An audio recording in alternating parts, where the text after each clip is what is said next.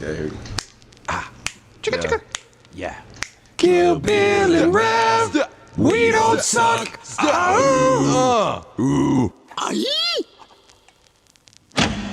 Hey, what's going on, y'all? It's your boy Rav. It's episode 78 of the We Don't Suck podcast, and I'm gonna be going solo this time because Bill broke his leg the other day in 3 places, and so he couldn't make it today. If you haven't seen the gnarly ass photo on his Twitter of his leg, just imagine a leg, but instead of 1 knee, you've got 7 knees. It's pretty gross.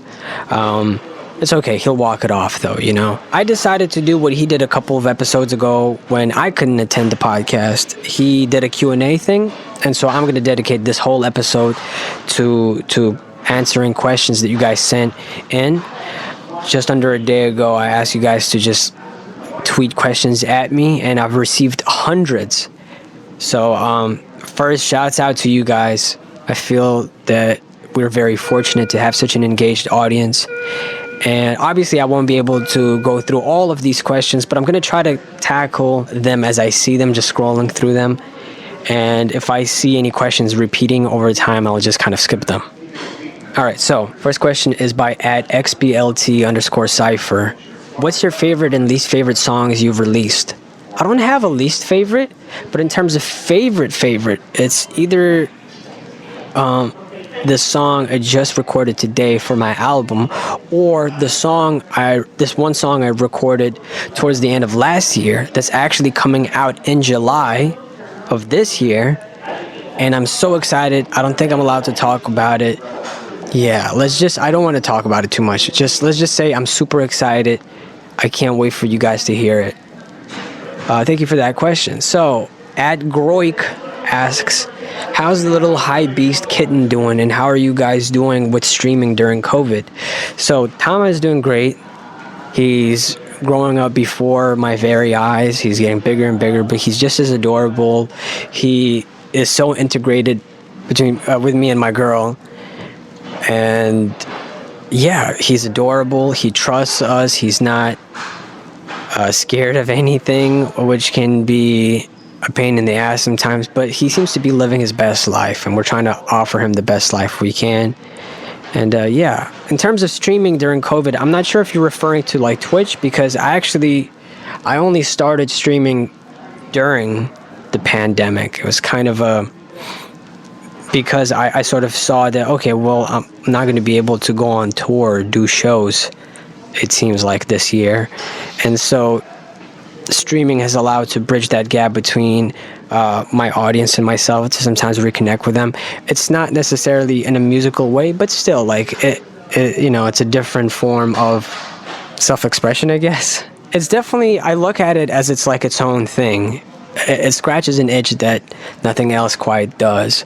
But if you're referring to streaming numbers, things are going pretty good. You know, at the start of this pandemic, I think I just hit, around that time, I hit about 200,000 monthly listeners, and now I'm at over 300,000 on Spotify.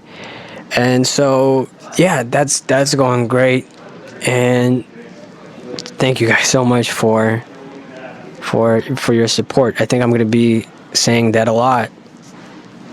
Okay, next question. @SesuFRFX.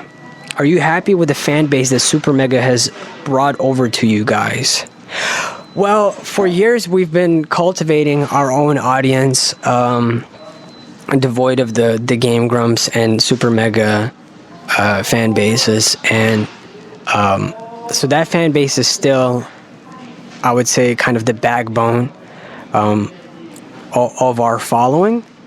And as for the Super Mega and Game Grumps fans, we feel very fortunate. What we at one point thought this is like a different world, the world that we respected and were entertained by, but we thought it was a completely different world. To see that there is crossover, and to see that a lot of that audience sort of managed to attach themselves to what we do is awesome. And yeah, very grateful to Matt and Ryan and all of them. So yeah, can't complain. I mean, of course you're gonna get the odd fans that just obsess about one thing or another, or are too memey, maybe in moments when it's not the right time to joke, it's not the right time or place, you know. But you're gonna get that with, I feel like most fan bases. There's always gonna be people that are bad at reading the room, you know. I think in every circle, so it's not something that's exclusive to the Super Mega fan base or the Game Grumps fan base. Let's see. At Jacob GA380656684, what was by far the most joyful experience you've had with Bill?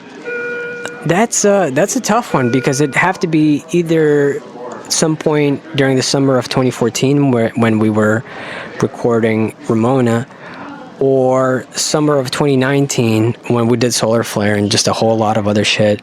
I think one of my fondest memories, just in terms of like super chill, I feel at ease, was the multiple times where we went to Chess Park in Glendale, and it's this sort of like a cafe or bar where you can play chess and drink bourbon. And I would go in there already stoned beforehand, and Bill and I would just drink bourbon and play chess together, and it was just super chill. And you're outside, not a worry in the world. That's probably one of my fondest memories. It's very simple, Thank you for that question. Who is your favorite character in Dragon Ball Z excluding Goku or Vegeta? Also, favorite arc or season? Goku's actually not even in my top 3, I would say.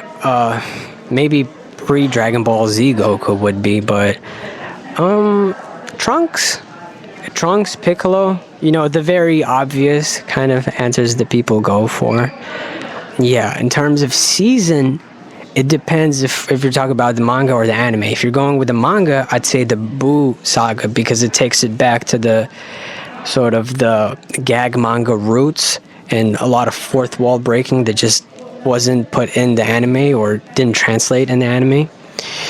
As for the anime, it's hard. That's hard, because I think the Cell saga, it's very solid.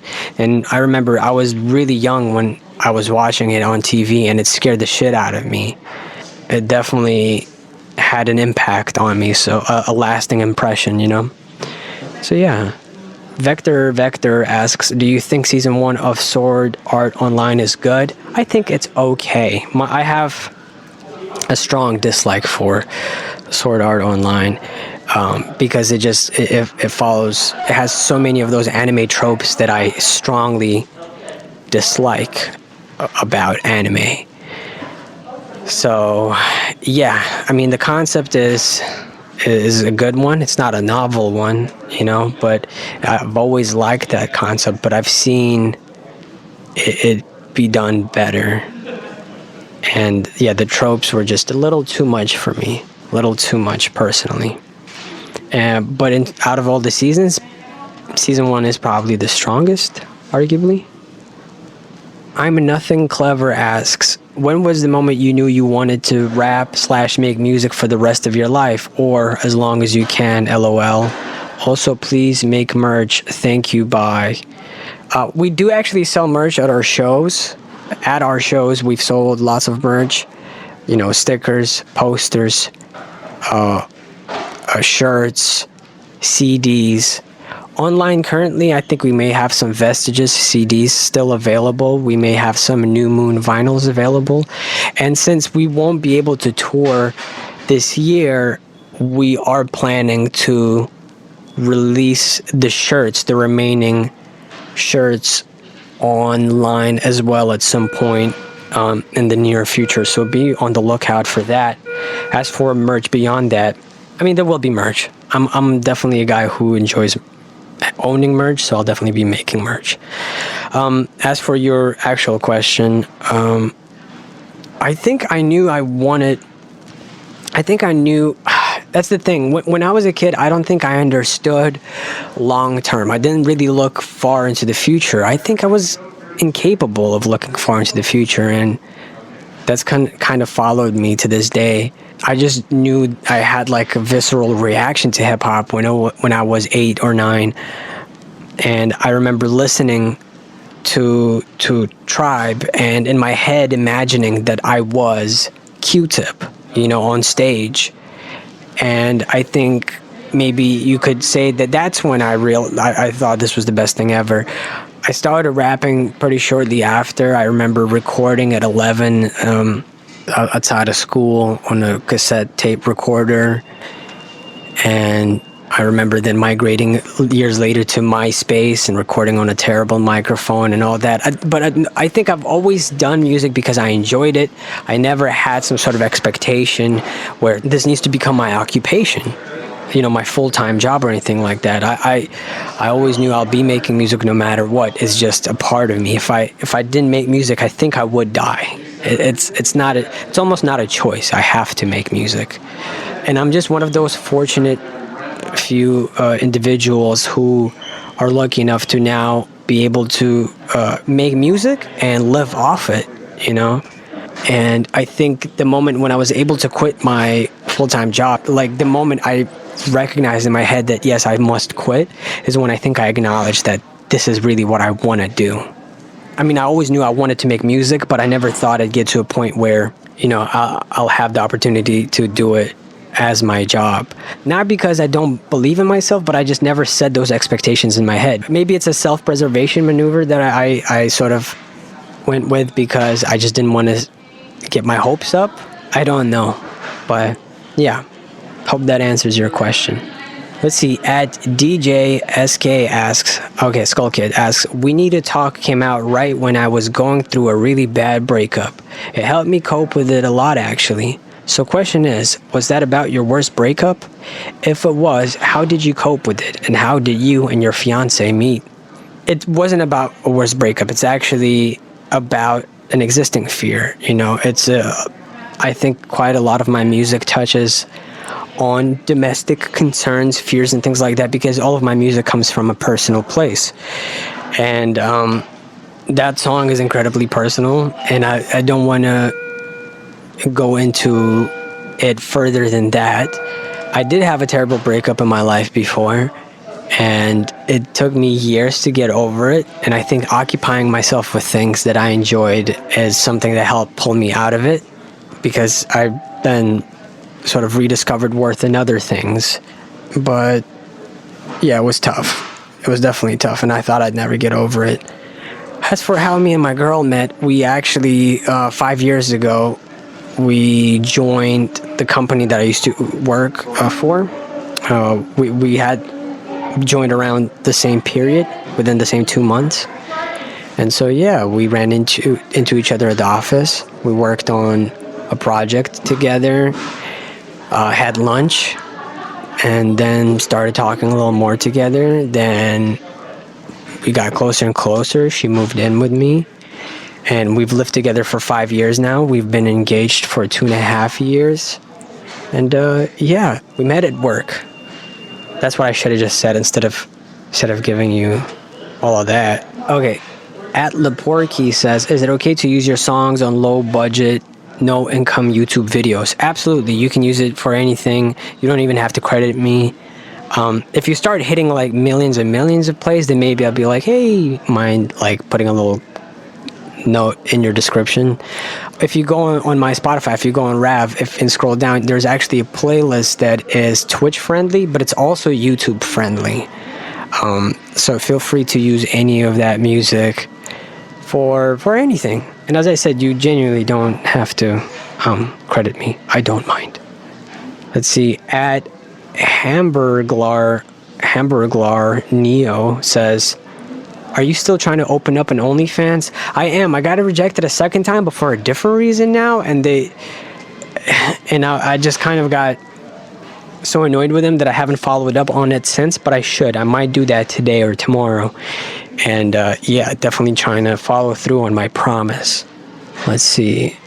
At Froggy_Ribbits says, if you could collaborate with any non-rapper, who would it be? P.S. You and the rest of EXO Boys deserve an award. Well, thank you very much. If I could collab with any non-rapper, that's a good question. I don't know, maybe some sort of videographer that I respect, you know, or cinematographer. Maybe collaborate with some sort of visual artist, producer. I'm trying to think. The thing is, I'm not yearning for it. You see what I'm saying? But I definitely, like, if I had more time to think on it, I'd probably be able to come up with some names. But I'm not out here, like, I don't have dream collaborations that I'd like to have, you know? I don't have, like, collaborative sort of goals in mind. At least not, at the moment.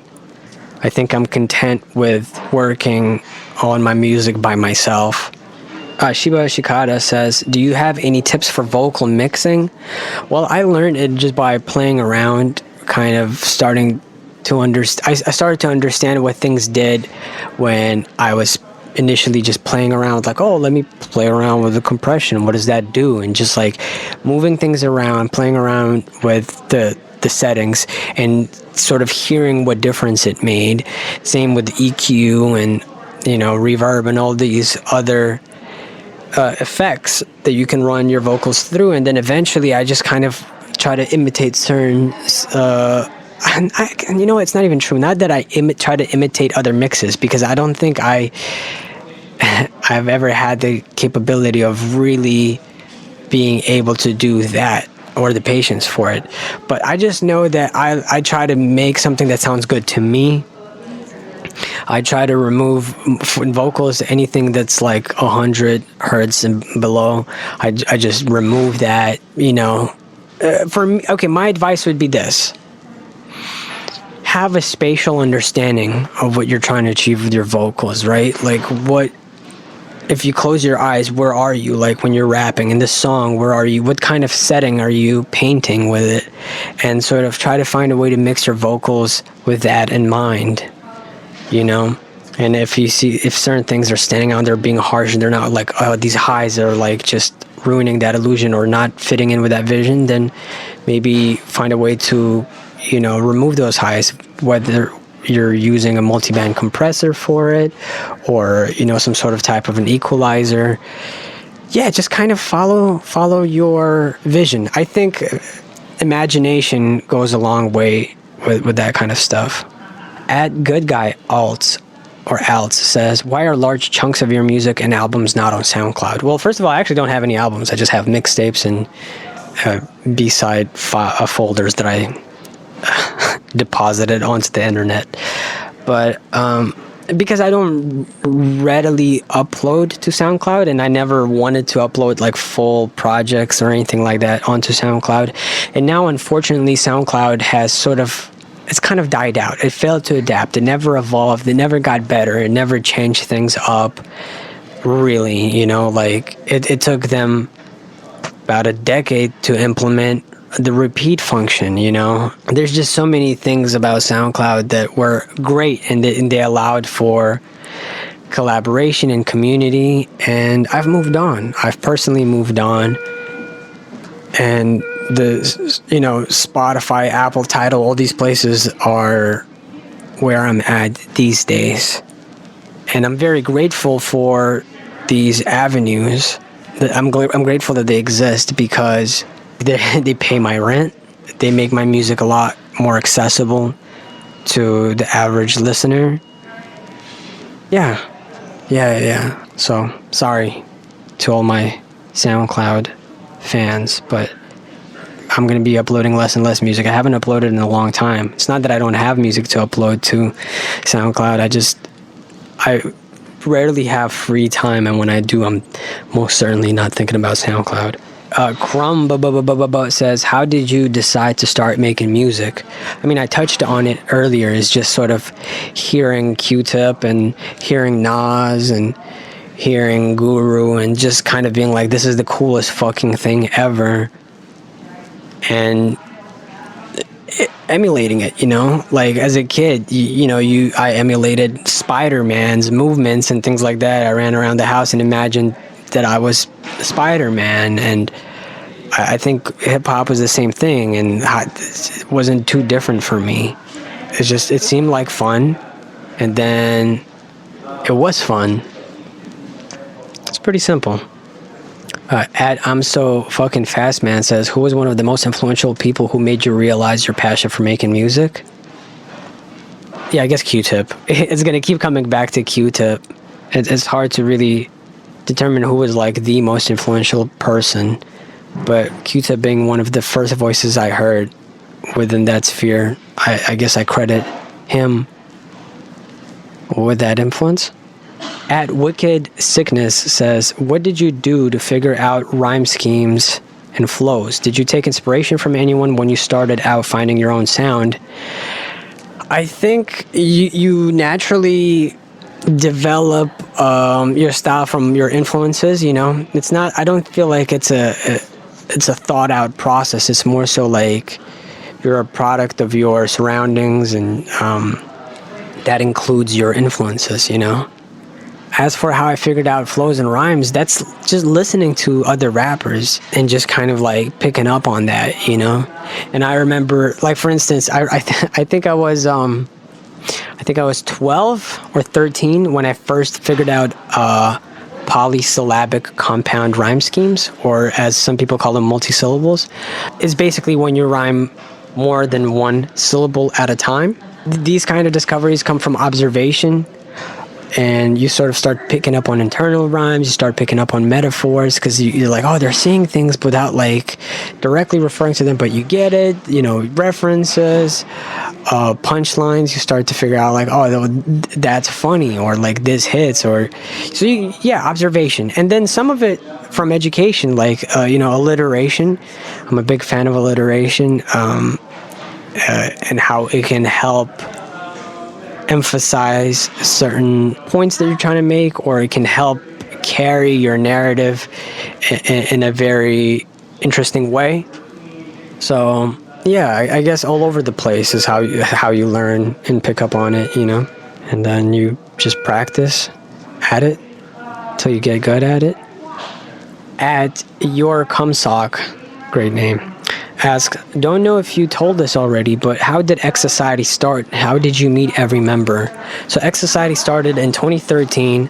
I left a net label that I was on at the time, Black Chalk, and just I wanted to form something that was my own. At the time, I referred to it as a net label, and we called ourselves EXO or Exordium because it was the beginning. But, you know, we aren't a label by any stretch of the imagination. We're just like a group of friends, just a collective. It's very informal. It just so happens that we like share this umbrella now we call exociety, or we refer to as EXO.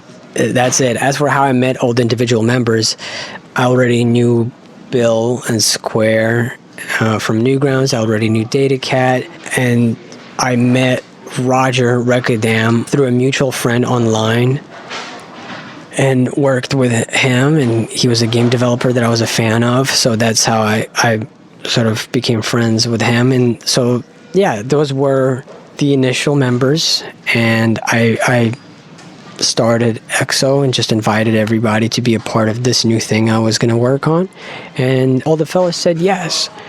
And then the next year, I invited Ashido Brown to join after hearing some of his music that he sent to me. And at that point, lots of people were sending music already, but I rarely ever clicked on anything or listened to people's music. And that, for whatever reason, that was like the one exception, the one time that I did. And he blew me away. And invited him to join EXO. And he did. And then many years later, I say many years later, it's like 2 years later, I headlined a show with Aerospace in Los Angeles. And we had a brief engagement where we acknowledged each other and that we knew that we existed within the same corner of underground hip-hop. Said, let's work.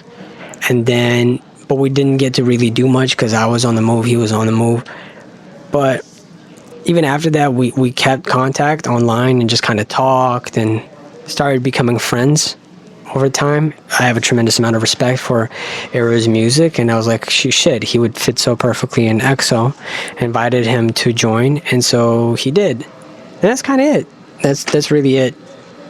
It's super informal. There's like, obviously no one's signed to anything. It's like there's no contracts.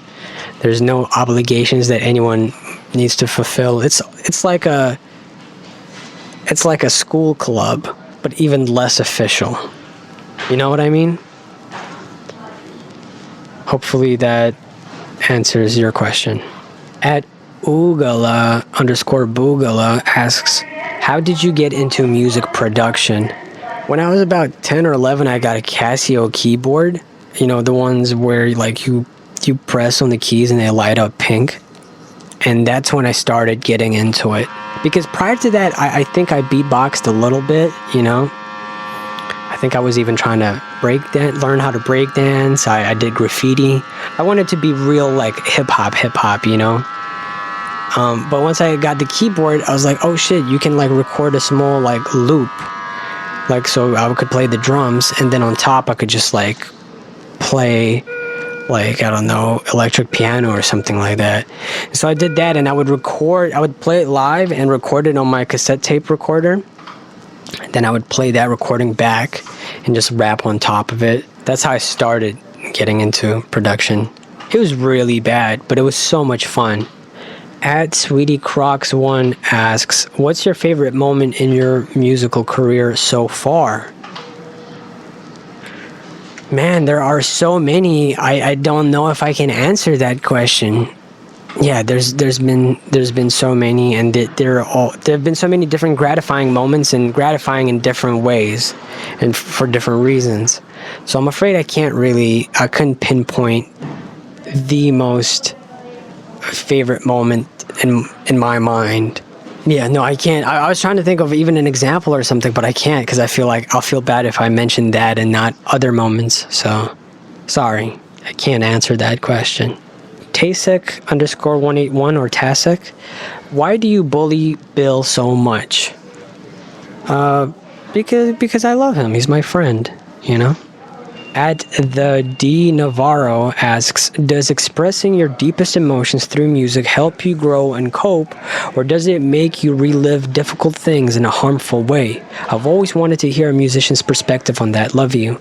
Expressing my emotions is a very cathartic experience. It feels like it's something that otherwise stays in my head and like loops over and over again, but once I express it through music, it becomes tangible, and I don't have to keep it in my head anymore, because if I need to tap into it again, I have that ability.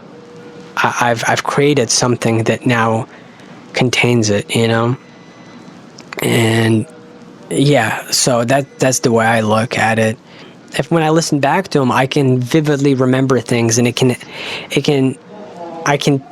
can sort of emotionally relive certain moments, but otherwise, no.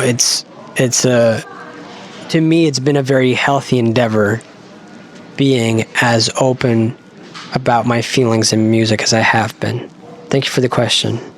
At Dogadile, I think Dogadile asks, if you could have any exotic animal in the world as a pet, what would it be? Nothing. I feel like owning an exotic pet is not right. And so, yeah. None. That's Mr. Tastic Mike Tastic asks, hey Raph, Bill expresses his love for sports such as American football and pro wrestling. Yes, sports entertainment counts. What about you? Any physical activities you're into? I don't know how Bill expresses love for American football. I'd be very curious I'm pretty sure he doesn't pay attention. I'm pretty sure he doesn't pay attention to sports outside of pro wrestling, if you want to call it a sport. But I'm about as engaged in American football as he's ever been. He played American football, so did I. I was a running back. And as a kid, I loved pro wrestling. But as a kid, I was very engaged in sports in general. I was very good at basketball, despite my short stature. I was good at soccer. I played water polo I'm also swam very fast in general. I don't know. I was like, as I was always engaged in sports activities. I used to skate. I would snowboard. So yeah. As for what I do these days, that's engaging in that is it's hard to pinpoint. Whenever I guess I have a moment, if I have the opportunity, I'll play tennis, because tennis is another thing I used to like a lot. I want to get into golf. But yeah, sports activities, I'm not as engaged as I once was, but I do enjoy sort of physical activities in general. At Cole Masson or Cole Masson? I don't know. Man, I'm so bad with all these names. I'm sorry, guys. They ask, what's it like to feel existential dread? I don't think I feel it that much anymore. I feel like it's been many years since I've sort of had the thought, like, why do I exist? What's the purpose? What's the point? I think I came to terms in my mind that there is no point. There is no purpose. And I found beauty in that and let go of existential dread. At Pingy08196226 asks, favorite video game soundtrack? So my favorite video game soundtrack has got to be Katamari Damacy. Katamari Damacy, however you want to pronounce it. Yeah, that soundtrack is stellar. There's a lot of phenomenal video game soundtracks that I love and that I enjoy, whether it's Jet Set Radio or Advance Wars, but Katamari is just the best for me. Like, I recreationally listen to that album very frequently. It's one of my most listened to albums every year. At Spliff and Shit asks, favorite anime? Evangelion. If we're talking about series, if we're talking about movie, it would have to be Spirited Away. I like a lot of anime movies and shows. I hate more than I love, probably, but that's because I've seen hundreds since I was a kid, and there's a lot to hate out there. This question keeps coming up a lot. I'm going to answer this one. At Metroidism asks, maybe you've answered this before, but can you explain the significance of the mouth eyes? So the mouth eyes thing is something I came up with, I don't know, 8 or 9 years ago, and I had it in mind way before I was able to get it done, someone to draw it, or, find art that sort of represented what I was going for. And the point of going with the three mouths, the mouths for eyes, was to symbolize selfishness, was to symbolize consumption. Someone who is blind, and someone who just consumes, talks, and takes, and is sort of blind to everybody else's issues. So yeah, themes of consumption and selfishness is sort of like what made me want to portray myself like that when drawn, because I feel like metaphorically it's an apt description of how I identify sometimes, At Liquid Muffin asks, what was your first exposure to video games and anime or cartoons? Video games, my mom and my uncle used to play games a lot. They were gamers, and they were young. My mom was a teenager when she had me, and my uncle was like a really young teenager at the time, So yeah, like my mom played Mario and shit like that on the NES. Then eventually my uncle got the Sega Genesis, and he'd play Mortal Kombat and Booger Man and the Tasmanian Devil, which is a terrible game. My mom can beat that game in one sitting. It's actually kind of impressive. So that's how I got into video games. Anime, that was Sailor Moon. When I was really young, I caught it on TV, and I was just like, damn. Something about it captivated me. Looking back at it, it was just how pretty it looked, how animated everyone was, like how expressive the characters were, how everything was paced as well. And as for cartoons, my first exposure was like, Soviet Union cartoons, which were, for the most part, pretty fucking terrible. Eventually I got to I got access to Cartoon Network, and I got exposed to Western cartoons, and I think the first few were like Scooby-Doo and Flintstones, which were fun, but they didn't captivate me the same way Dexter's Laboratory did, and the Powerpuff Girls and Rugrats. that's Nickelodeon, I know, but still, like, these are the kinds of shows that really grabbed me as a kid, and to this day I still enjoy most of them. OG Nick Marsh asks, if you could uncancel any celebrity, their crimes never happened and nobody's mad at them, who would you choose? God. R. Kelly? Maybe? Just because I love so much of his music. Kevin Spacey because I love House of Cards, or Bill Cosby because I love so much of what he's been a part of. Yeah, that's a tough one. That's a funny question. At Dosa 1999 asks, what's your biggest inspiration when it comes to writing lyrics / making beats? How do you go about starting a song? My biggest inspiration is just like a feeling, a visceral feeling. You feel like, oh, I've been sitting on this thought, or I have something to express. Sometimes I'm so overwhelmed by my emotions I just have to write them. Sometimes I hear something and that emotion I had sort of surfaces and it starts transforming itself into words, and I just try to capture it. As for beat production, it's just kind of like I play around with it, or I'll have an idea sometimes as to what I want to do, but more often than not I just kind of like, all right, let me play the keyboard, and like I let my hands guide me. You know what I mean? It's very much like intuition over like a overthought process when it comes to making music in terms of getting inspiration, you know? So like a process can initially be very sort of out of nowhere seemingly, you know, like, oh, I have this burst of inspiration, but then once I'm in it and I've already started it, that's when I can finally start really, you know, paying attention and starting to really dissect it and how I want to work it and what I want to do to it. I hope I'm making sense. At Sib Mech asks, isn't cereal technically a soup? Yeah, it is. 100%. It is a soup.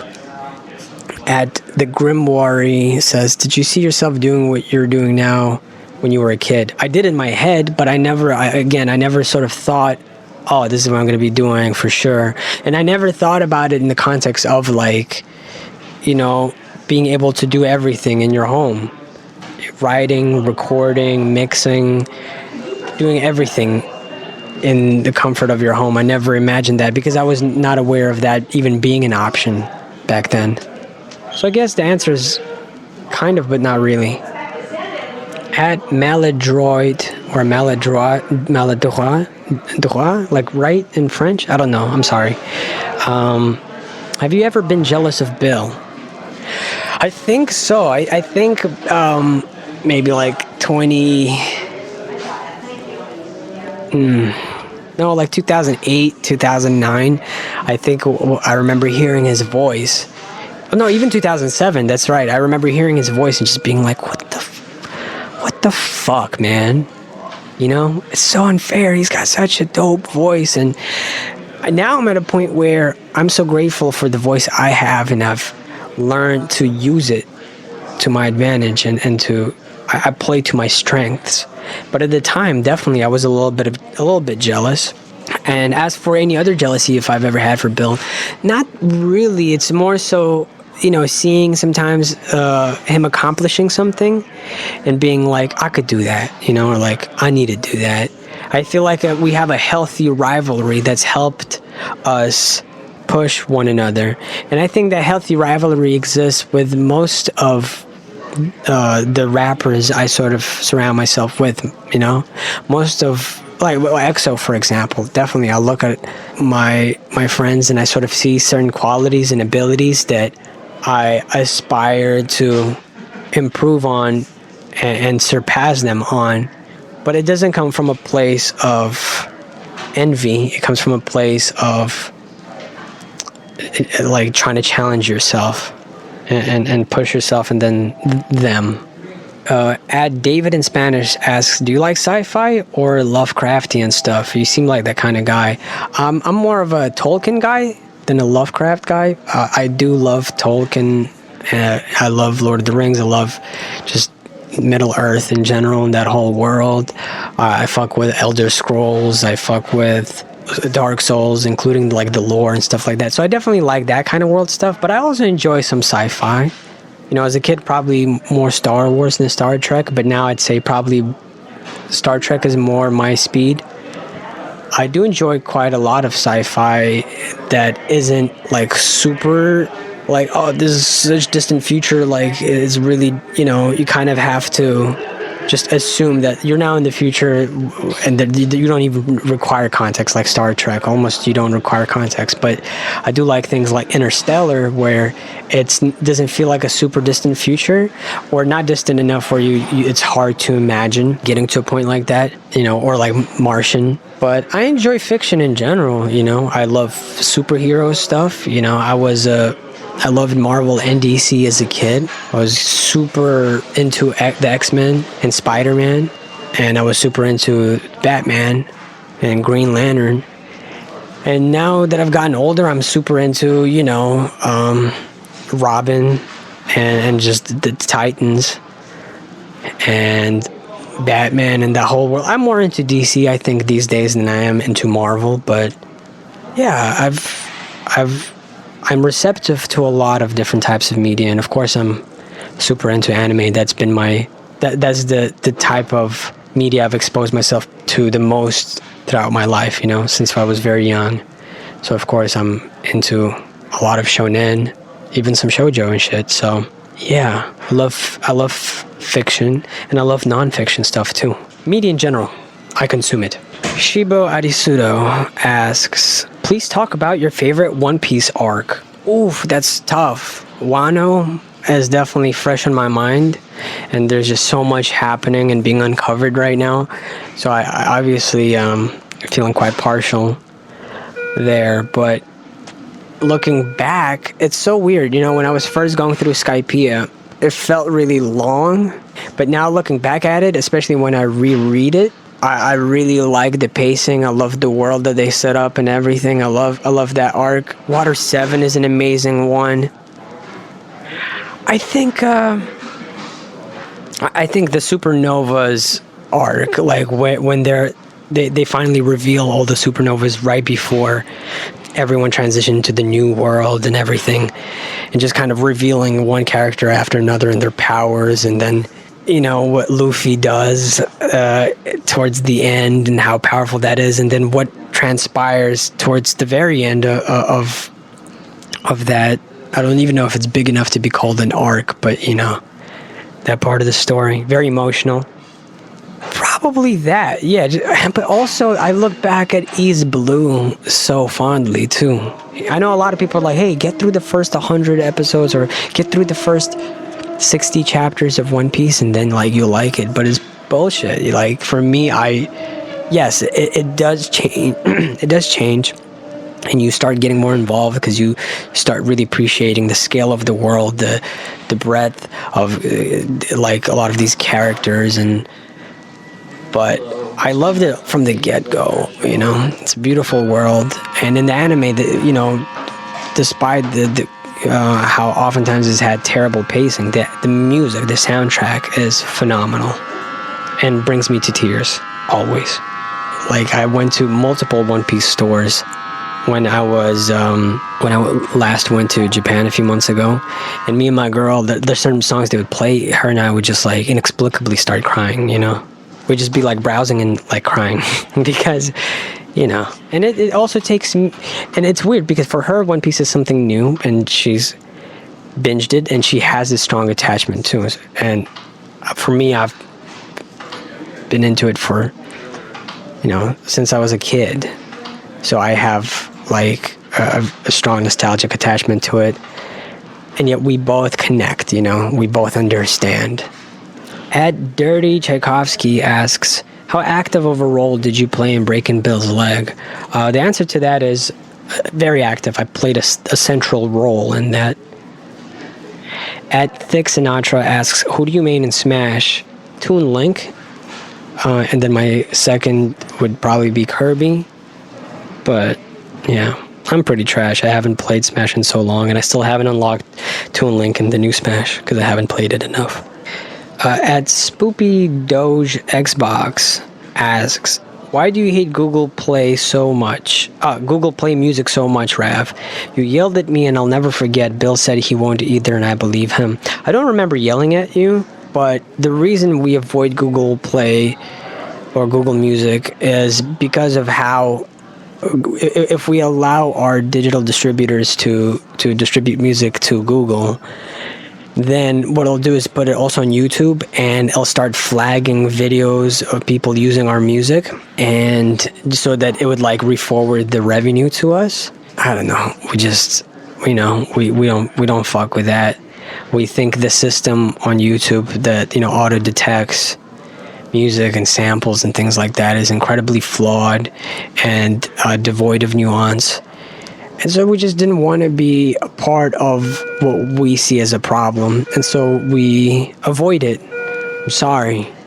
But I'd love to suggest, if you are able to switch from Google Play or YouTube Plus or whatever they're called, I'd strongly suggest switching over to Spotify. They have the algorithms they have on Spotify are so good.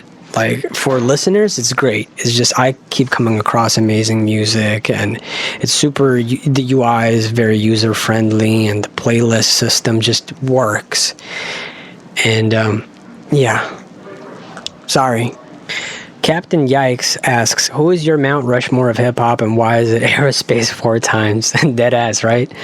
Okay, if I had to be super real, my Mount Rushmore, for me personally, would be Q-Tip, Ice Cube,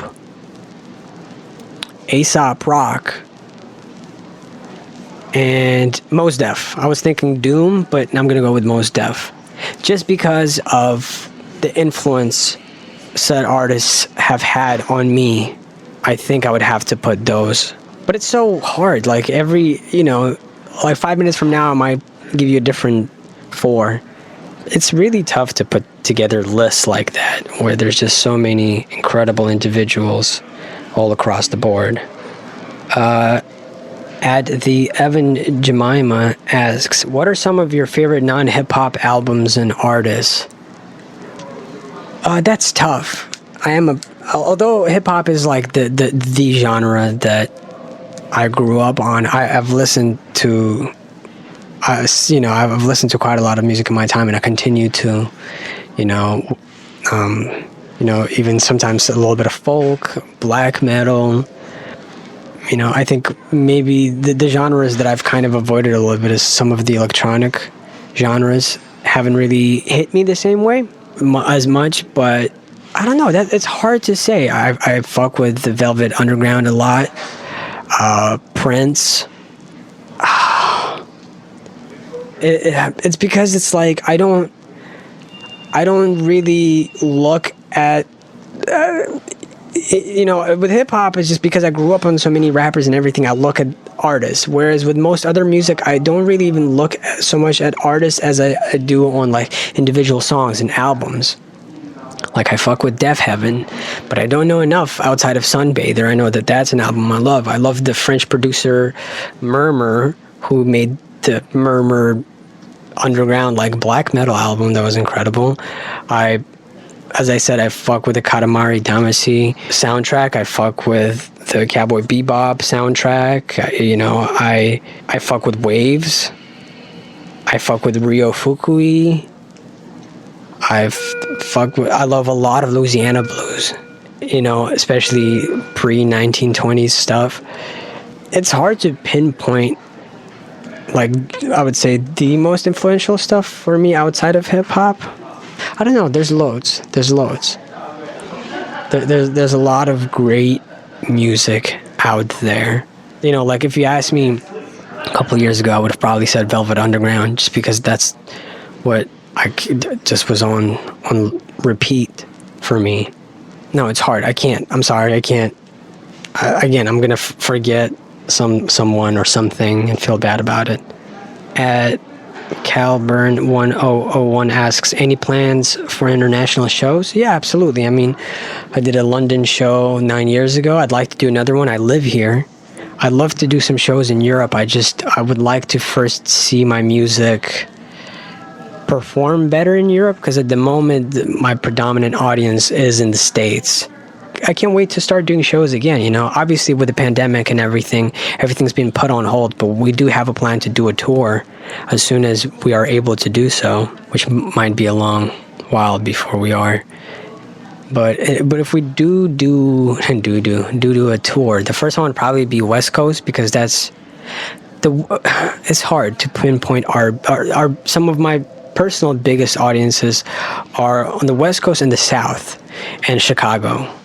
But I also have audience in the East Coast and the Midwest besides Chicago. But it's just the South and the West kind of dominate my stats. Yeah, I'm only saying this because I know there's going to be other questions about doing live shows, so I just kind of want to answer it all in one gulp. At Only Magikarp asks, best Capcom OST? Street Fighter Third Strike, hands down. At Random Fanboy 23 says, how did you get started on SoundCloud? Did you make your own beats and shit in the beginning? I didn't get started on SoundCloud, man. Like, SoundCloud was just another like platform that eventually was made, and so I had my music on there. But before that, I had it on MySpace, and before MySpace was a thing, I recorded on, you know, cassette tapes. So I didn't get started on SoundCloud so much as, like, I think Bill was just like, oh yeah, SoundCloud is like a cool new place where it's like a good place to upload your music. And back then it was kind of tough. People were transitioning away from MySpace, and, you know, Newgrounds was an option, but it wasn't great. You know, it wasn't perfect. Reverb Nation was an option, but it was like terrible. And so SoundCloud comes along and the UI is clean and simple, and you get to see the waves, so you kind of know when the song, like different points, you can jump to different parts of the songs, and like sort of visually, you have visual kind of indicators as to where you are or what happens when. At the Seanster115 says, probably too late judging by the 100 replies before me, but just in case, I've been curious if Breathing Underwater for Dummies is about your guys' experience at Oasis. Is it true, or is it about something else? It's definitely not about that. Why would you think that? I say fucking up, I keep fucking up. I was not fucking up with the show, unless y'all think I was fucking up, you know? No, it's not about that. It's about, without getting into it too much, it's about feeling uncomfortable in social situations. That's what Breathing Underwater is trying to blend in a social situation. At Daniel the Human One asks, who is your guys' favorite producer? Madlib is probably the GOAT, but Wendigo has such a unique sound. I don't know, you say guys, I don't know who's Bill's favorite producers are, but for me, Madlib is definitely my favorite. Outside of that, it's tough. There's just so many incredible producers out there, you know, Pete Rock, Primo, Q-Tip is incredible. Q-Tip is so slept on. RZA, J Dilla, LP, Bloghead, JPEG Mafia, like honestly incredible. Lil Ugly Mane, and so on and so forth. There's definitely a lot, but Madlib sits at the top of my list fairly comfortably. At New Jukin or Jukin asks, what is the best pizza topping? I mean, I like just a plain ass margarita type of pizza, you know, just cheese and tomato. But if I had to choose a topping, I usually go for mushrooms. I know it's not everybody's jam, but I fucks with it. I like that. That's what I would go with. At Skinwalker VG says, if a big record label picked you up as an artist, would you consider quitting Chibi Chubby to pursue your music? No. Labels have approached me, and I've refused. Not just like, I'm not even gonna listen to what you have to offer. It's just nobody's offered me anything where I was like, yeah, this seems like an enticing deal. Probably not. And even if somehow I was able to negotiate keeping 100% of my royalties, and they, you know, argue for a very short-term contract and for the right price, if I did that, I probably wouldn't really quit Chibi Chubby, because it's I mean, Chibi Chebi doesn't bring us money, and we were very forthcoming about it from the start that we didn't necessarily see this as like, oh, an opportunity to, you know, make more money. It was more so like it seemed like something that was fun that we could do. And since we are full-time rappers, we were like, well, we have all the time in the fucking world to do whatever we want. And so like, well, we could do this. So we're probably going to continue doing it for as long as it's fun and we're not overwhelmed with our schedules. You know, I think if anything were to make us stop doing Chibi Chebi, it would not be necessarily because there's like an opportunity to do something and so we have to abandon Chibi Chebi. More so our schedules become unmanageable otherwise, you know. At Abby M. Wild asks, if you weren't doing music, what would you be doing job-wise? No clue. If I didn't have music at all in my life, I would probably find a different way to, some sort of other artistic expression, you know? Maybe I'd be animating. I tried animating when I was younger and gave up on it, but maybe I'd be animating, or maybe I'd be drawing, I don't know, dance or something. It'd have to be something expressive. I think it'd have to be some sort of art form. At the Calavards asks, have you ever considered making non-hip-hop music? If so, what genre? I never look at making music as like, oh, I'm making like... I mean, hip-hop is what I grew up on, and if people ask me what I am, I say a hip-hop artist or rapper, but I've never go into a song being like, I'm going to make a rap song, or I'm going to make a non-rap song. I just kind of make music. I've made lots of music that isn't traditional hip-hop, or you could argue isn't hip-hop at all. Yeah, I don't know. I just make whatever feels good. I like to rap, and on occasion I like to sing. So, yeah. Wherever the wind blows, I suppose.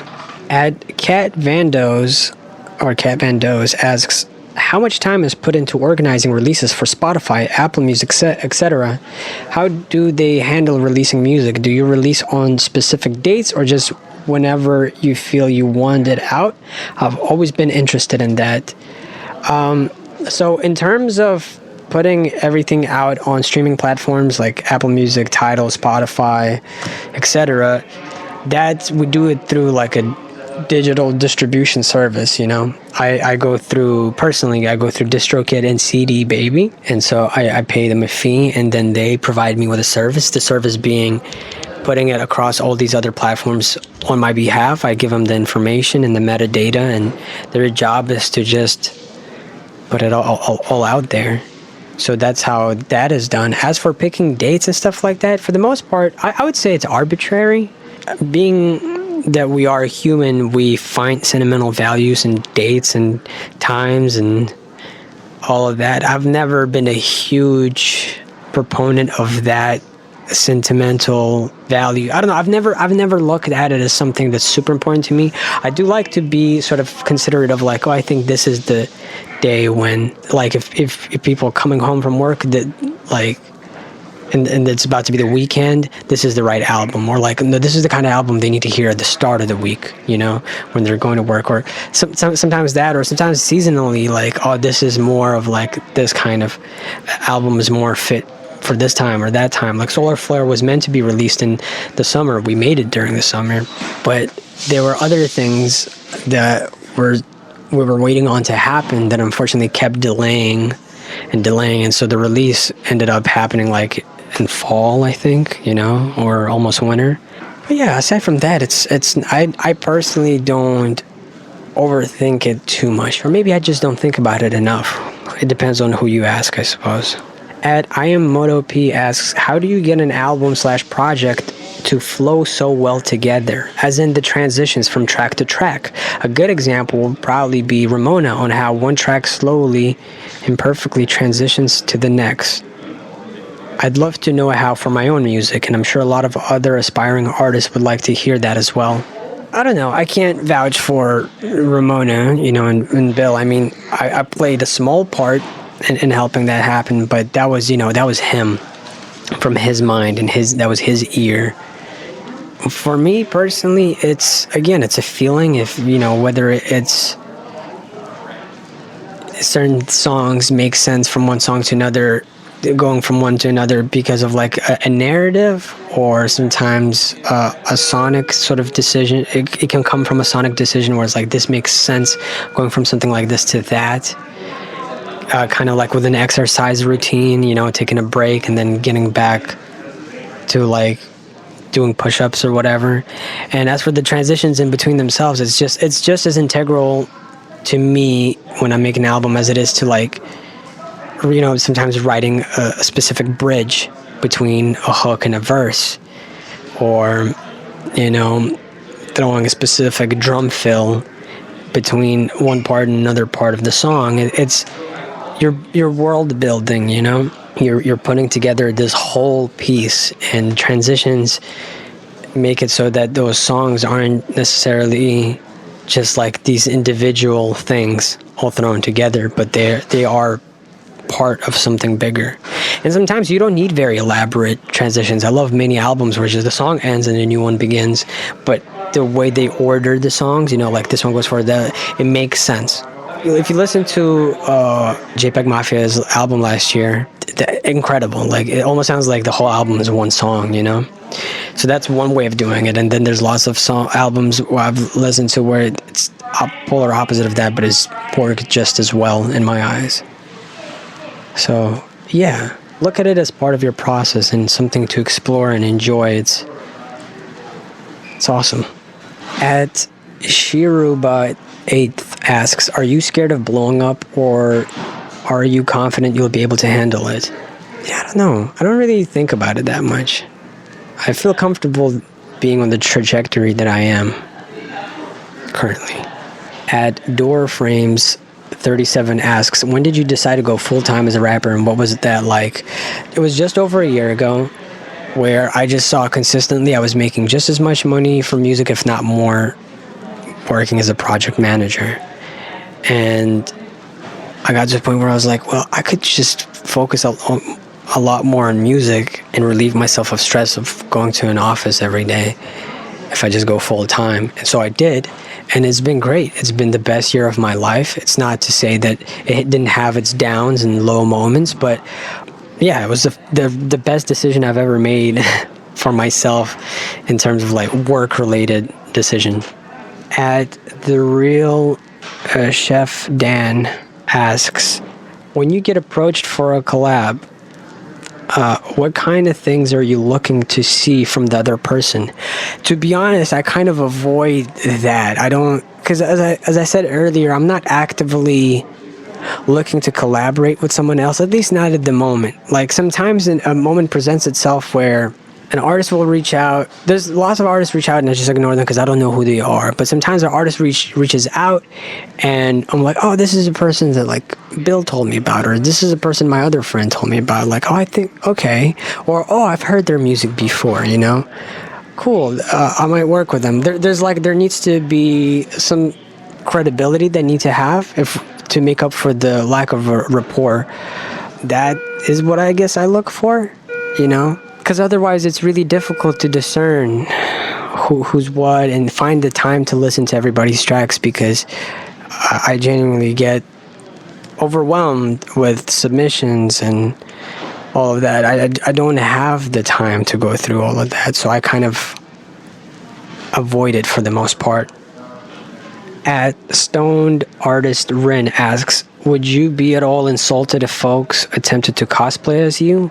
No, I'd be incredibly flattered. What?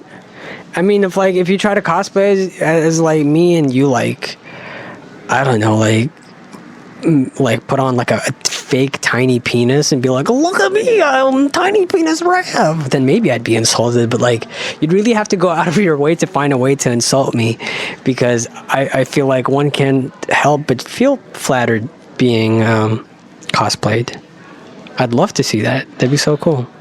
This is a good question. At Blast as Cool asks, what would you say is the main difference between making music collaboratively, like with Bill and the other EXO members, versus doing stuff on your own? I'd assume it's a very different experience. You'd be right. Very different processes. I enjoy making music with others, and it feels almost like you're stripped of a certain responsibility. It feels like fun and playful sometimes, and like, oh well, you know, how about this and how about that. Whereas when I work on my own music, it's just a completely different energy. It's a completely different level of focus, and the amount of thought that I put into it. I feel like I definitely put in a lot more thought into myself as a solo artist as opposed to when I collaborate with others. Not to say that I dislike the other music. I think it can also be very thoughtful or, you know, emotional or expressive for me. It's just that the process itself is a very different one. And it scratches a different itch. At Down Low on Lo-Fi asks, what rappers have influenced you? I mean, I mentioned it earlier, you know. I've had a lot of influences. I've had Gangstar, A Tribe Called Quest, NWA, Run DMC, Public Enemy, the Wu-Tang Clan, MF Doom, A$AP Rock, all of Def Jux, a lot of Stone's Throw, a lot of Anticon, especially anything that Dose One's been a part of, such as like Themselves, Clouded, Subtle, etc. Scarface, Lil Wayne, Nas, Jay-Z, Beastie Boys. I mean, look, I can't do this. There's just too many. I'm like, in my head, I was like, should I do it like by era? But then I was like, should I do it by the coast or? And I know it's impossible. I've taken inspiration from like so many different rappers, you know. And I count them all as influences because they've all been people that I've listened to a lot growing up, just over and over again. So how could they have possibly not influenced me, you know? Whether I realize it consciously or not. At Dami Tarantino asks, talk about some of your favorite books, you beautiful boy. That's hard. I mean, I love the Lord of the Rings books. I love the epic Paradise Lost. Holds a special place in my heart. There's a variety of history books that I've also enjoyed.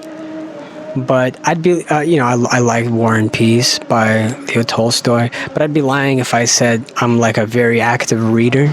Something I maybe I'd like to get back into at some point in my life, but not something I've been doing enough of as of late, I'm afraid. I'm gonna take this one more question, and I think after that I'll be done because I've just realized I've been rambling for quite a long time, and I'm sorry. I didn't realize time flies when you're occupied by vanity. So I'm gonna answer just one more question. This one comes from Sammy Sosa 360. They ask, what's the theme or main idea behind your next album? I'm going to see if I can say something that doesn't reveal or spoil too much. It's about folding oneself. I'll say that. Well, all right, guys. This was fun. I enjoyed this. This was super chill. Who needs Bill? I think I'm going to go after this and break his other leg to ensure that he doesn't come back. I hope everyone's doing great. I hope you have a good day. I hope you're in good health, in good spirit. Take care of yourself. Treat yourself right. Love yourself. Fuck yourself.